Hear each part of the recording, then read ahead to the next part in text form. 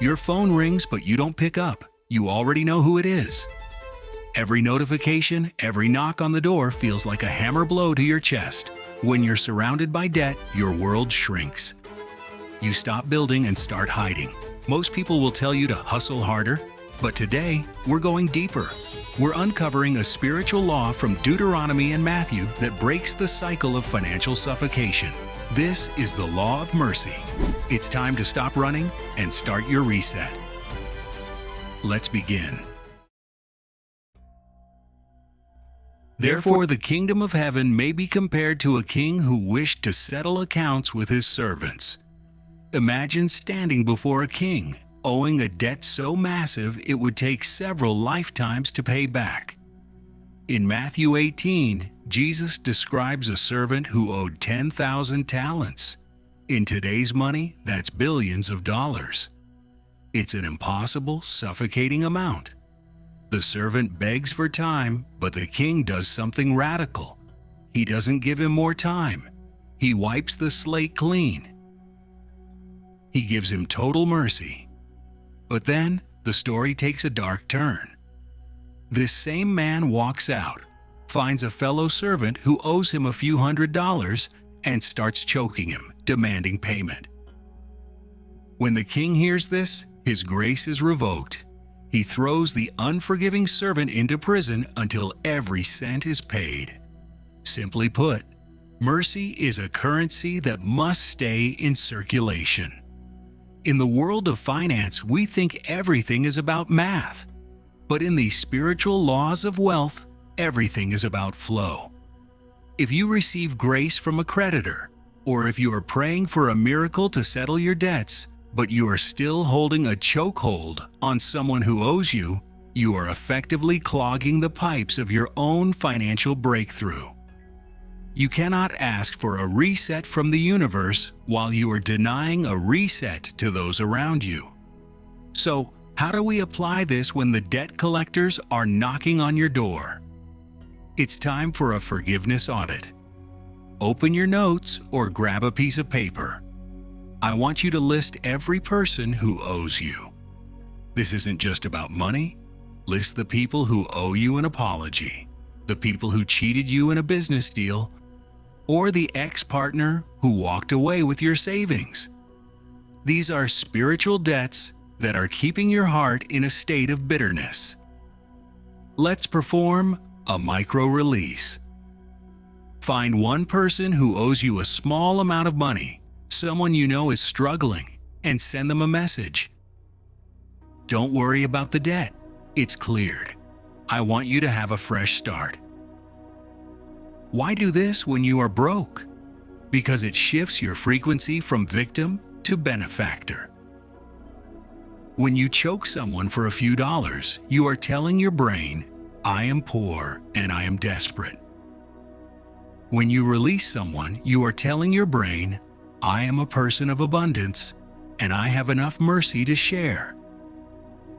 This psychological shift is the first step toward the composure you need to negotiate your own massive debts. And this is important because debt is often a physical manifestation of a closed heart. You see, an architect doesn't build with resentment. If your internal world is full of chokeholds and lawsuits, you lack the mental clarity to see the opportunities that will actually get you out of debt. Framing your life through Matthew 18 means realizing that your debt problem isn't just about your bank balance. It's about your mercy balance. By releasing others, you are clearing the legal ground in your own soul to receive the mercy you are asking for from your own creditors. You are moving from the prison of the unforgiving servant to the freedom of a grace-filled leader. As you begin this forgiveness audit, you might find it difficult. The world tells you to be ruthless to get your money back, but we aren't following the world's script. We are following a higher blueprint. If you want to surround yourself with people who value principles over pressure, hit the subscribe button. This community is where we remind each other that building an empire starts with mastering the spirit, not just the spreadsheet. Now, auditing your heart and releasing others is the internal work. It clears the air. But as we move forward, we have to deal with the daily pressure. You see, mercy isn't a one-time event. It's a daily alignment. If you can't learn how to pray for your debts and your debtors simultaneously, you'll find yourself back in that state of panic every time the phone rings. In the next part, we're going to look at a single sentence from the most famous prayer in history, Matthew 6:12. And I'm going to show you how to use it as a legal contract to protect your peace of mind. And forgive us our debts, as we also have forgiven our debtors. We've all heard the line from the most famous prayer in history. And forgive us our debts, as we also have forgiven our debtors. But most people recite this like a poem without realizing they are actually signing a spiritual trade agreement. In the original Greek, the word for debt isn't just about moral failings. It was used in the legal and financial sense of the word. But here is the fine print in this contract. It's the word AS. Simply put, you are handing a ruler to the Creator and saying, "Measure my debts using the exact same scale I use for others." If you are ruthless, demanding and unforgiving toward those who owe you, whether it's money, an apology, or a favor, you are effectively asking the universe to be just as ruthless with you. You are creating a mercy mirror. If you want to be released from the pressure of your creditors, the very first thing you must do is stop the pressure you are putting on others. You cannot ask for a bailout while you are actively acting as a debt collector for someone else's mistakes. So, how do you apply this when your bank account is negative and your anxiety is at an all-time high? You use the mercy mirror technique. The action. Every single morning, before you check your emails or answer any unknown calls, you perform a spiritual transaction. Identify your debtors. Think of one person who owes you something. And maybe it's a friend who never paid you back for lunch, or a family member who owes you an apology from 5 years ago. Sign the release. Visualize that debt in your hand and say or write down, "I release this person from this debt. I no longer demand payment from their soul." Why does this work? Because it clears your internal pipes. When you release a debtor, you are signaling to your own subconscious, "I am not so poor that I need to cling to this bitterness." This act of generosity, even if it's purely internal, shifts your internal state from scarcity to sufficiency. With this newfound composure, you will find the strength to pick up the phone and talk to your actual bank or creditor with a clear head rather than a trembling heart. You are no longer acting out of fear. You are acting out of a position of character. And this matters because wealth is not just about what is in your pocket. It's about your frequency. Fear, hiding, and resentment are low-frequency emotions. They attract more lack, more pressure, and more debtor energy. On the other hand, mercy and forgiveness are the highest frequencies a human can operate in. Mastering Matthew 6:12 is your golden key to changing your reality. It reframes you from being a victim of the system to being a manager of grace. When you change how you treat your own debtors, the world begins to change how it treats you. This is the big picture. You are not just trying to pay off a loan. You are trying to align yourself with a system that operates on abundance and mercy. You release the world, and the world will eventually release you. Practicing this mercy mirror daily is incredibly hard, especially when the world is screaming at you to get what's yours. That's why you need a different circle of influence. If you want to train your mind to build an empire based on principles rather than pressure, hit the subscribe button. We're here to help you stay focused on being an architect of your life, not a prisoner of your past. Now, you've understood the two-way contract and how to align your frequency daily. That gives you peace. But is there a time limit to these burdens? Is there an ancient law that actually mandates a total wipeout of financial misery so you can start from zero without the weight of the past? In the next part, we are going to look at one of the most powerful economic concepts in the Bible.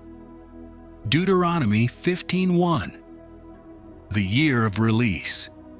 I'm going to show you how to activate the reset button for your life, even when the numbers on paper say it's impossible. At the end of every 7 years, you must cancel debts. In the ancient world, God established a radical economic law that would terrify a modern bank. Deuteronomy 15:1 says, "At the end of every 7 years, you shall grant a release of debts." Imagine that. Every 7 years, the slate was wiped clean. The weight was lifted. Simply put, this is God's economic reset button. The creator of the universe knew that human beings are fallible. He knew that we make bad investments, face unexpected tragedies, and sometimes get trapped in cycles of debt that are impossible to escape on our own. He established the year of release because he values people over paper. He didn't want a temporary financial mistake to become a permanent life sentence of poverty. And this law teaches us that debt has an expiration date. It's a spiritual principle that screams, you were made to be a producer, not a prisoner. If you are surrounded by creditors today, you need to realize that in the eyes of the highest law, your debt is a season, not your identity. Now, how do you apply an ancient 7-year law to your modern bank loan or credit card debt? You activate the proactive reset strategy. The action: stop acting like a fugitive. When you hide from creditors, you are telling the universe you are a slave. When you face them, you are acting like an architect. The letter of release: contact your creditors, not with an excuse, but with a proposal for release. Use the mindset of Deuteronomy 15.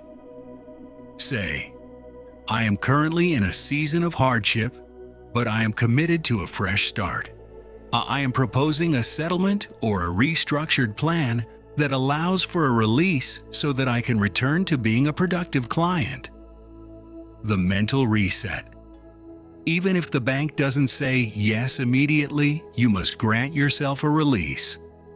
Stop punishing yourself every hour of the day for past financial mistakes. If God mandated a reset every 7 years, why are you still whipping yourself for something you did 5 years ago?